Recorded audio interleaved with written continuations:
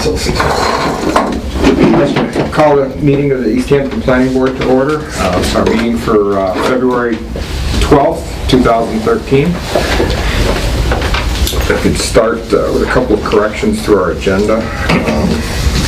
The minutes that we're going to be voting on are January 8th, not January 22nd, as listed on the agenda. And also, there's one bit of unfinished business that I failed to put on here. We have to elect a vice chairperson that was left from January 8th. Was that under new business?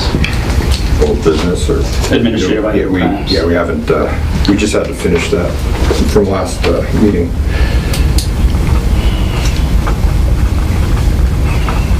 Well, motion to approve the agenda?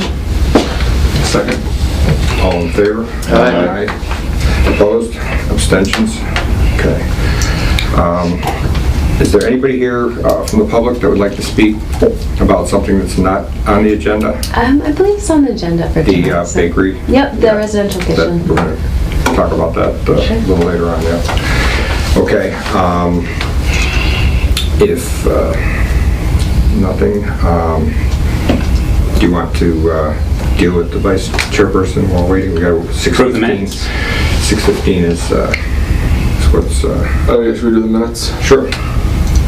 Anybody have any corrections or objections to the minutes from January 8th? Motion to approve the minutes. Is there a second? I'll second that. Any more discussion? All in favor? Aye. Opposed? Abstentions? I had to You want to abstain because I abstain? wasn't here. Okay.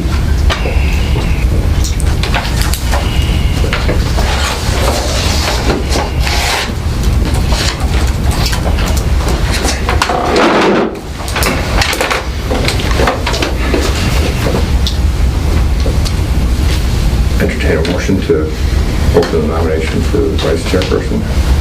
So moved. We have a lot of experience at the other Is there a second? table, I think. Is there a second? I'll second that. No nominations. I'd like to nominate Chet.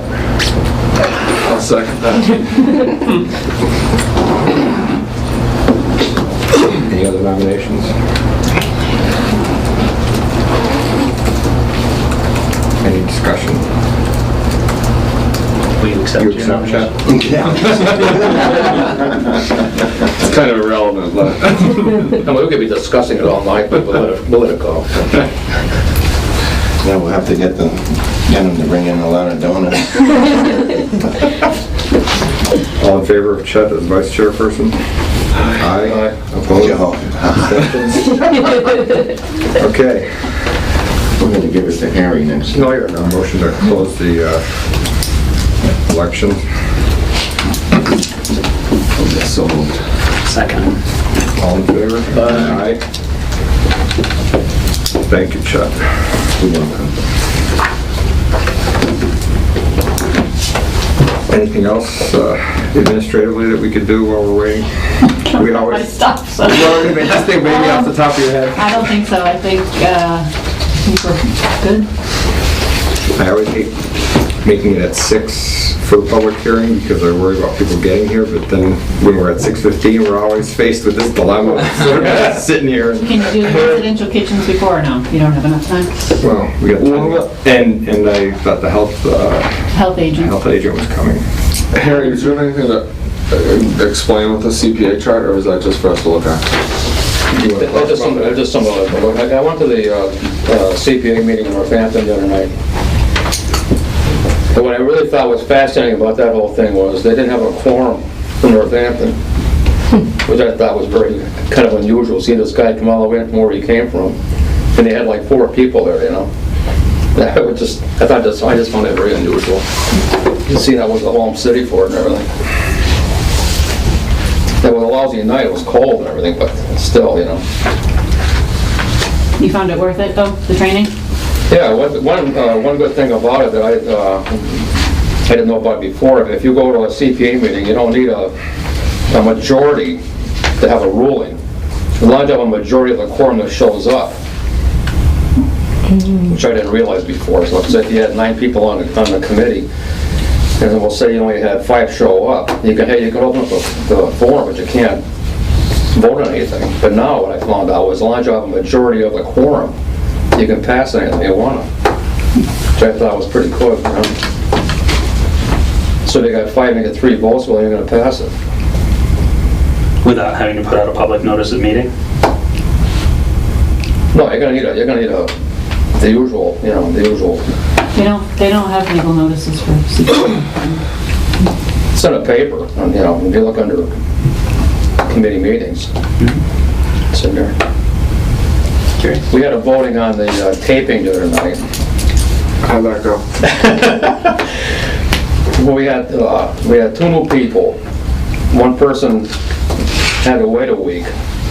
Then the new guy who was on the board decided he couldn't vote on it because he wasn't really sure what he was voting on. So it left us with 6 people. So we had 3 that were for it and 3 that were against it. So it didn't get voted in again. Next time. It's only a matter of time. He'll have some time to research it. But one of the guys who I really want to lose on that committee decided that as soon as that's voted in, he's going to quit. So I find that really, you know, It's probably wanted by the FBI. you know, the guy's been around for a long time. He knows a lot about what goes on. Yeah. And it's, you know, he's really, I mean, this guy, he gave a little speech on why he doesn't like it. I hate to see people... And he makes a great presentation, but it's not going to work, you know. Well, it's just not the way the future... No, it just isn't, you know. But I hate seeing this guy pack it in, but you know, the guy's been around for a long time.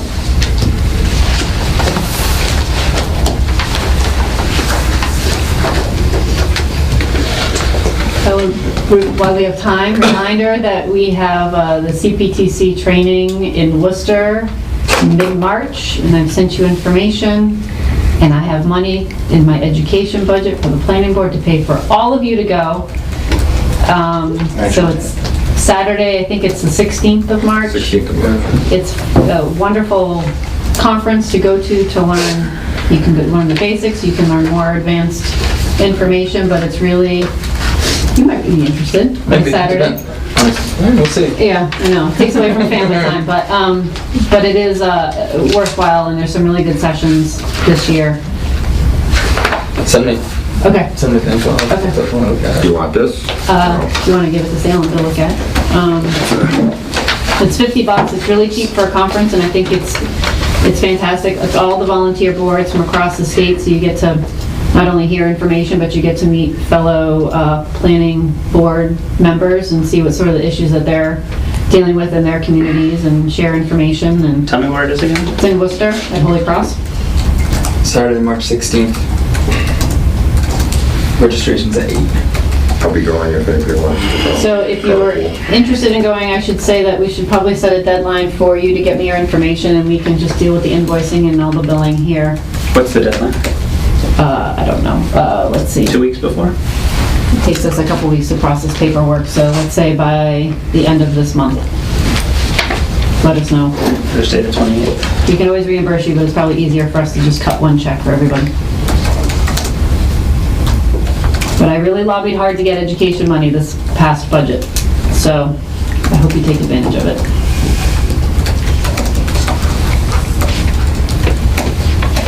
Even the 1, the 2 hours, 7 hours that they have are good. I've been one so far.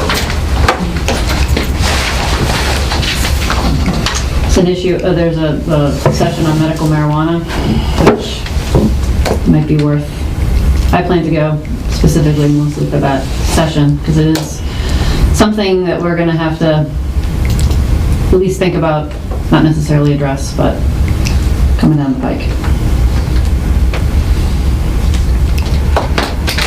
We got 5 minutes to burn. Who can do dancing and singing? I have a couple of informal questions, actually. I brought this up with you a while back, and I've talked to a few other people, and that's regarding, we have a parking pedestrian issue on Cottage Street, and everybody knows it, and everybody talks about it.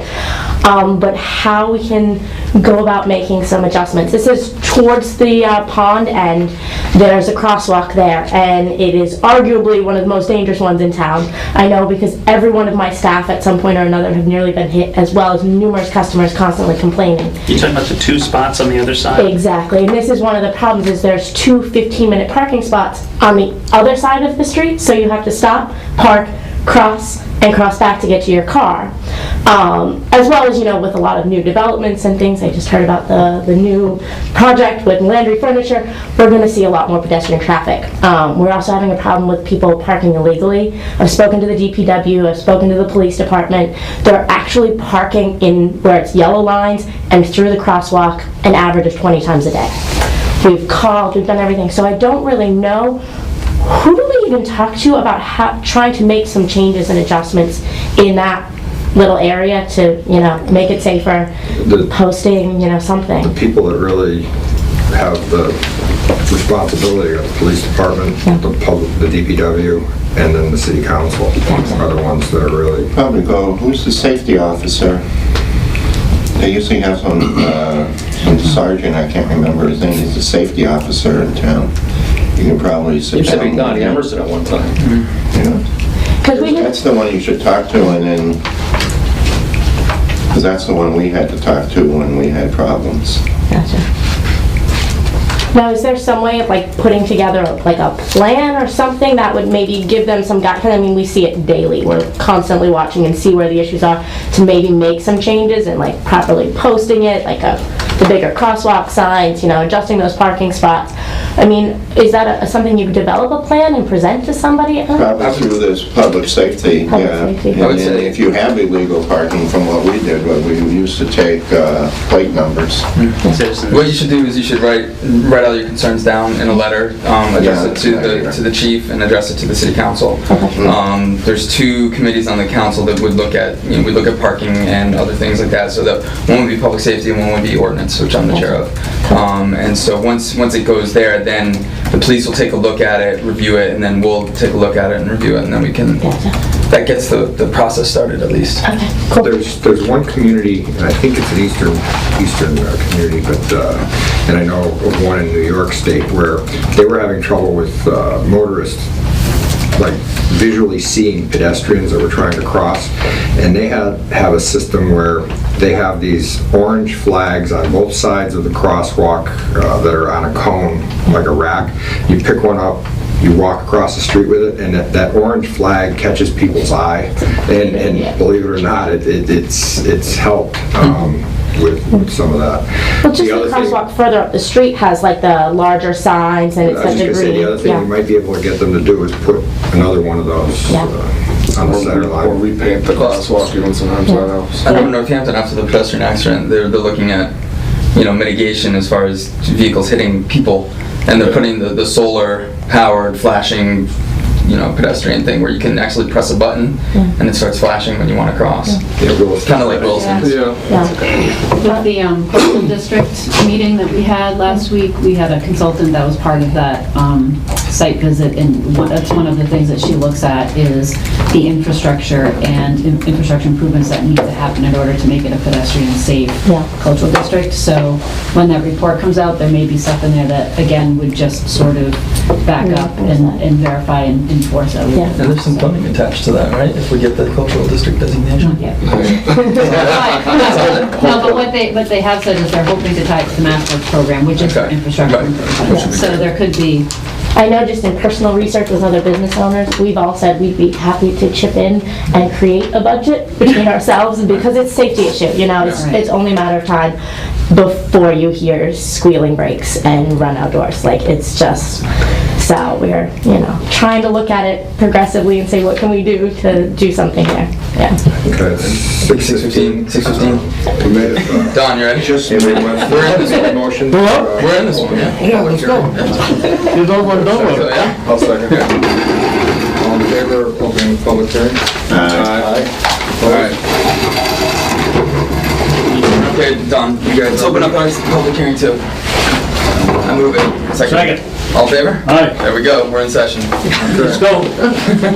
Chester, you're in charge. We do, but I don't know, Nathan, you know, with all the craziness that's happening in Connecticut, he's, you know, he works for the Hartford schools.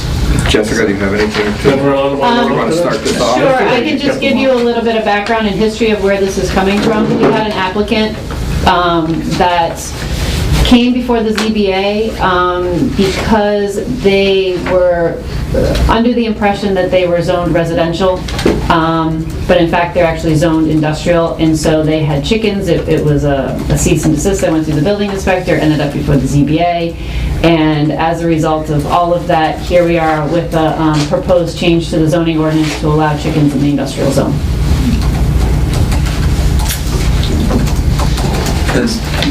You guys have seen this, right? Yeah. And, you know, I mean, from our perspective, this, you know, is a broader, bigger issue that I don't think we can necessarily tackle with this one thing. I mean, the fact that our zoning maps are inaccurate, I think is an issue that needs to be addressed, and as we move forward, that's something that we identified as. And I'll tell you just as an update to that, because of the zoning map issue that happened, I have been in communication with the IT department and the assessors department to pool some funds to get an up-to-date zoning map. I've provided files to our cartographics folks that deal with our GIS assessors map to create a new up-to-date zoning map, and we're hopefully going to have an official zoning map once I can get the mayor to okay budget. Great. Put pooling the money together. So we're addressing the mapping issue as well internally. Awesome. Realistically, I mean, this is just a Band-Aid, but I mean, there's no reason why somebody couldn't keep chickens if they had a residence in an industrial zone anyway. Yeah. So. Right. And we felt comfortable with the change because it's permitted. It's not a by right. Right. So there's a process, and they have to get they don't have to get a special permit, but they have to get a permit. They don't have to get a special permit if they're keeping over at 6. The same as someone in a residence. So, you know, we felt that allowing it in industrial would be fine. I mean, I think the intent originally when we had left it out, Ron, I mean, we did chickens, right? That was us. It was, we really just focused on residential because they were the ones that came forward to the council. Right, it could just kind of, we were like, who in industrial would want to have chickens, you know, like, chem metal? You know? So, you know, it doesn't seem like. As far as I'm concerned, this is a pretty good fix. Yeah. And it's the easiest way to handle it. Yeah. And a little common sense was involved, and that's the way we went. Right. So, I know the ordinance subcommittee was in favor of it. All we do is got to get you guys in favor of it. Any discussion? I don't, anybody have any How many questions? families would be affected by this? There's Are there a quite good few? I handful. know there are some, but I didn't know. There's not a ton, but there is a handful of residential houses So it's worth- in the industrial zone. Yeah. I'd say like 10-ish, maybe. You take Arthur Street down there, Chester, that's industrial, and there's residential houses down there. Yeah, I know, but I So, I didn't mean, realize, you got that's you know, where- 10 or 12 homes being affected, so it would be worthwhile. There's 5 or to do 6 it. homes in there at least. But I think Ron's point is a good one, though. Even if we adjust the map, it's still no harm to have people have permitting abilities for chicken Right. industrial zone, so. Everybody's got a Sunday dinner. I prefer the eggs for breakfast. I motion we approve the change. Second. Any more discussion? All in favor? Aye. Opposed? Can I make a Abstentions? motion? Yeah. Go ahead. I moved that we approve. Second. All in favor? Aye. All right. So 2 of us. Unanimous. Yeah. So once we get your Send a recommendation, letter to you guys. and then I'll set the public hearing at the council. And it should be pretty straightforward. Okay, great. All right. Now, as a matter of course, should I send a letter to the president or to you? Either one is fine. Either one is fine. Because I think I've been sending them just to the president, but I You can can send probably an send it to ordinance me. if you want. Yeah. Yeah.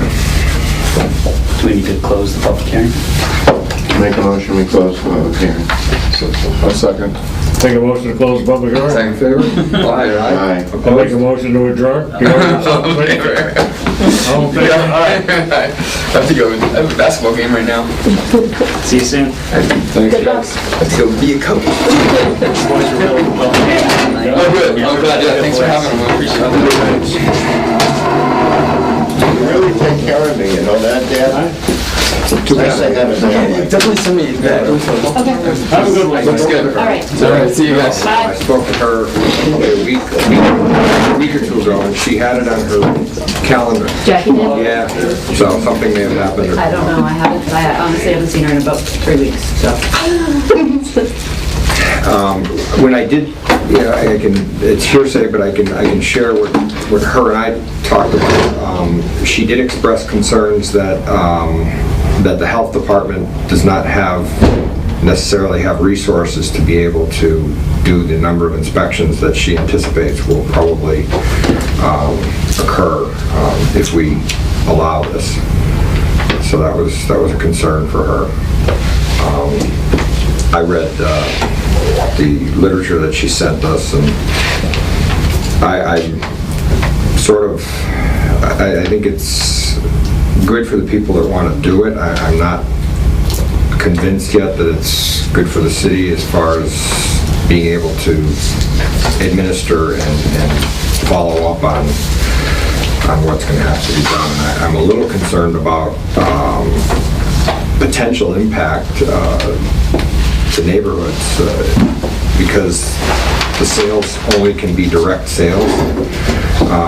So it means that if somebody's selling out of their house, they have to either do it at the farmer's market or at their residence. Or directly to the consumer, even through like a delivery service or something like that could be accomplished through like a CSA model. Also, I'd just like to bring up that when I was at the farmer's market, this winter farmer's market, there's a woman selling pastries and baked goods, and those women are from Williamsburg and Northampton, and it just seems unfair to be unrepresented as a person from East Hampton selling East Hampton products from other cities. It seems like there's a discrepancy there. I'm not saying I'm opposed to it. I Sure. think there's still more information to be vetted. Right. And it's unfortunate that we don't have the health agent here to talk about it, but we will. I don't know if anybody else wants to talk about this. I like to see, I can't believe there's gonna be that many people to be doing that. I just refuse to believe that.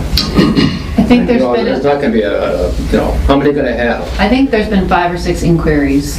Yeah, but 5 or 6, I No. mean, you can't handle 5 or 6, I mean, I don't know, I'm just. if it was relaying. 100 or something, there might be a problem, but 5 or 6, I mean, come on. I know, I have to agree with that. Yeah, I'm curious to, I was really hoping the health agent was gonna be here too, because this seems like a pretty easy decision, but I know that she's opposed to it, so I'm curious to hear more from her, because it sounds like a good idea to me. I don't think she's opposed to the idea of somebody having an establishment in a home doing that. I think her comments to me, or my impression was that it was logistics of her office facilitating the required inspections. That was the impression I had. I have a couple interesting points on that. Probably the only person in the room who's ever had health inspection in terms of like a kitchen for putting anything out there. It's a one-day inspection. If you are up to code and clean and orderly, and if you're not up to code, then you're not going to be approved. So, I mean, it is typically something that's done in about 2 hours. So I think if there's not an overwhelming demand, as you say, a handful of people, like the chickens, we're probably not going to see a tremendous outpouring of people wanting this. And really the time involved is somewhat limited. It's really from the person who wants to set up the kitchen, their time investment in planning and organizing and making sure that they've gone through all the checklists to be prepared. It's a huge input to say that you're going to set up a business out of your home too. I mean, I know just going through the process to set all this up, I've had to get even thinking about it, I've had to think about, okay, I'm gonna need a bigger kitchen, I'm gonna need a bigger oven, I'll need to be Serve Safe certified. It's gonna cost me $250. This is gonna cost me this. On top of that, I have to cultivate my skill as well and make sure it's a product that's gonna be sellable to the public. And so I don't think that it's something that everybody's gonna be knocking down the front door to do, because it is a huge investment of time, and starting a business of any kind is an investment. When you were inspected, did you pay a fee for that? There is a small fee, yeah. I'm not sure, and that's paid directly to the city of East Hampton. Yeah. And how often is it? Once a year, annual? It is once a year annual, unless you have any violations or concerns, and then the health inspector will do upon their choice. It's one of the questions that I really wanted to ask the health inspector, is that, if it was something paid for in terms of the resources, but without them being. I asked her about that, and she said it's the physical, Just the time, manpower. yeah. But I know that the fee is $150. Actually, it's on the listing in the front of our door. I know it's a minimum $150, and I think there's additional fees associated. I also have another perfect example. Tomorrow, I'm going to drive to Northampton to pick up a 12-pack of gourmet cupcakes for my husband for Valentine's Day. They're cooked out of a residential kitchen. It's You know this is filmed, right? I do, yeah. I also know it's a licensed, residential kitchen. She's up to date. Everything is good to go. And I think that's a huge indicator. This is something she does every couple of weeks. She's putting out product, and people are coming from towns all over Western Mass to pick up these vegan cupcakes. I'm not even vegan, and I still want these cupcakes. That's how good they are. So I think that's a really important statement, is that we do have a lot of towns in our area that are doing this. It's not huge. This is not a huge new market that's going to open up, but it is an opportunity for people like this particular business to get their foot in the door, to start getting a customer base before investing in a brick and mortar business with a lot more risk, a lot more expense. So I think that's a really important element to this. And then I forgot my other point. I'll get back to it in a second. Is that something like the cupcake lady that comes around? The truck that comes. Yeah. I know her. She cooks out of her home and piles up her. And They're in Southampton. Yeah. and I have some questions. Is that Some of that literature talked about home businesses being eligible to wholesale, but there's a state permitting process, if I understood it correctly. For home-based businesses or for the residential Home-based kitchens? Residential kitchens. Yeah, I think, well, there's two different codes we got going on. We've got the health code, which has its own code for residential kitchens that they would need to meet. And then what's happened is that folks have gone to the health department saying, I want to open up a residential kitchen. She started to permit them, and then found out that we actually didn't allow them in the zoning. So this is where we've got sort of the difference in terms of the codes is she's allowed to, through the state health code, to permit residential kitchens, oh my God, kitchens. But our zoning prohibits it. But it sounds, in that literature, if I understood correctly, there is they're allowed to wholesale with a state sanctioned permit.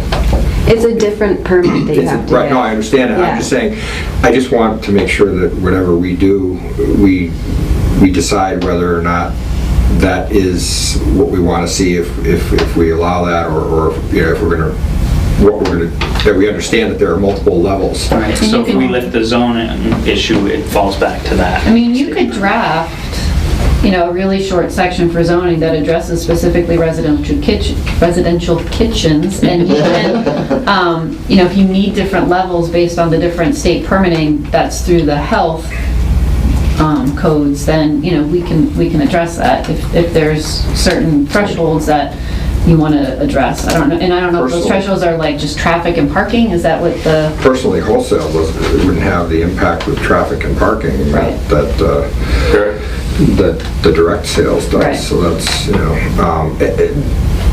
I think one of the things that's really important to acknowledge when you're working out of a home-based business, the volume that you can produce out of a home kitchen is never going to put a huge problem on parking and things like that. I mean, if you baked non-stop for 12 hours a day, the reality is your customers would still be, a small handful daily. Right. You just can't produce enough product in a home kitchen.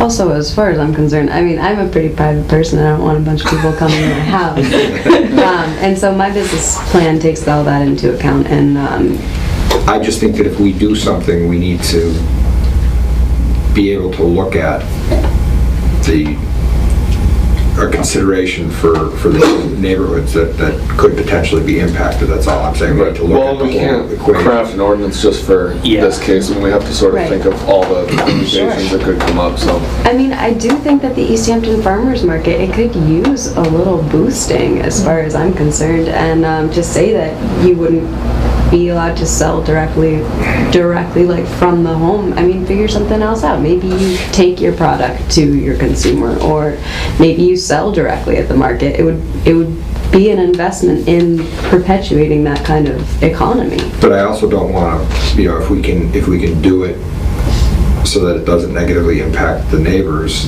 I don't want to tell the person trying to start a business that they've already got one hand tied behind their back and Right. they can't have somebody come to their residence either. Yeah. So we want to carefully sort of look at all the different aspects of this before. Do it like a ding-dong cart. You take your goods and you go up and down. There's an idea. You know, it's funny you say that. That was my first business in Massachusetts, actually. I opened up a little business called the Pocket Peddler, and I sold empanadas from my tricycle. And it was because of that Only business. about 6. No, It's a 28.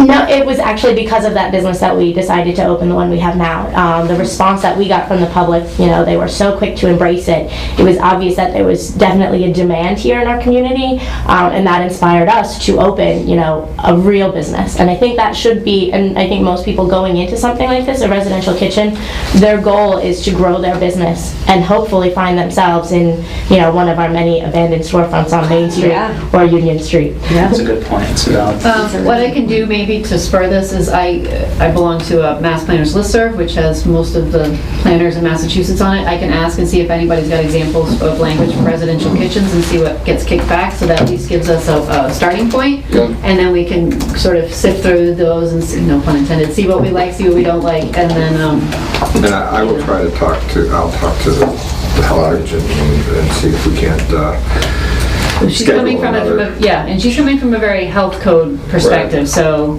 she's not zoning focused. So No, I understand. I just want her to have some input into this so that she can speak for herself and not me trying to sort of... But seeing how other communities have handled it would be good. Or if they've handled it. Yeah. Or whether they've just said, we leave it in the table of uses and we don't have standards that are associated with it. Yeah. That would be another interesting response. So, so I can do that. I do also, I first brought up this issue and it was the beginning of December, and I'm completely understanding that these things take time, but I do want to know how much I should be investing my time and energy into starting a business if this is something that isn't going to be, if it's going to be moving along very, very slowly. Unfortunately, December had only one meeting. We had only one meeting in January, so that slowed it down further. And this is going to be a good number of months before anything happens, because even if we agree as a planning board, we have to get the city council involved to change this. It's going to involve a public hearing. It's going to be, Even if it was ready to go, it usually takes about 2 months. Right. Could take up to 2 months just to get it through the process, the government and process. we try not to, I think we turn things around pretty fast, but you're probably looking at spring or early summer, but if there are questions that can't get answered quickly, if we can get this in the next few meetings and then get the city council or the subcommittee to meet with us for a public hearing, it may be faster, but then it has to go before the complete city council for a vote and a change because it's an ordinance. So that is the whole process, so we'd want to have another meeting on this with the planning board with the health inspector? We're going to need to, for ourselves as a planning board, we're going to need to work this through. It'll take us a couple of meetings. Especially talking about drafting language or adding language. Get it. Jessica's going to do some research and she'll bring more information to us. We'll get the health agent's perspective, and then we need to turn that around into a proposed language. Then we have to reach out to the ordinance subcommittee, schedule a public hearing, and then after that it goes to the full city council. I guess, I'm just wondering if there's any part of this process that I can help with, or, I think attending the meetings, if and what, I'll put out a call tomorrow to the planners and see what I can come up with for the next meeting, and I can produce a packet and give these guys something to look at the next meeting. Okay. I think attending the meetings and providing your input as the language is being drafted, because if somebody in the business who's trying to do this, if there's language that's going to be proposed that's going to make things difficult for you, we'd want to know that. Right. So I think attending the meetings and being here and providing input is probably the best thing that you could do. And then also attending the full city council meeting. Absolutely. Attending the ordinance subcommittee meeting. The ordinance and planning try to do a joint meeting, as you saw tonight, so we try to expedite that process a little bit anyway. So I think just being present and being here is probably one of the best things that you could do. Okay. And I have no desire to slow it down any more than it has. Of course you do. And I don't think anybody does, so. But I also understand, I've looked at the online list, you've got a list a mile long of things to do, I just want to make sure, This is actually a good time for us, we're not really, so it should get going, should get some traction. Thank you. Thanks for coming. Thank you. Sorry, I gotta go. All right. I'm gonna meet somebody. Thank you guys. All right. Is there anything else that we have to do? I want pictures of the empanadas and tricycle thing. Yeah. I know, that one got me. She still on occasion does it. My neighbor knows her, and she came by this summer and delivered something. And I think it came from On a tricycle. from one of those big Yeah. Yeah. It's got two wheels in the back. Yeah, it's still considered a giant tricycle. All right, are we done? If there's no other business, then I make a motion that we say goodbye. I'll second that. motion to adjourn. Yeah. All in favor? Aye. Opposed? Abstentions? Okay.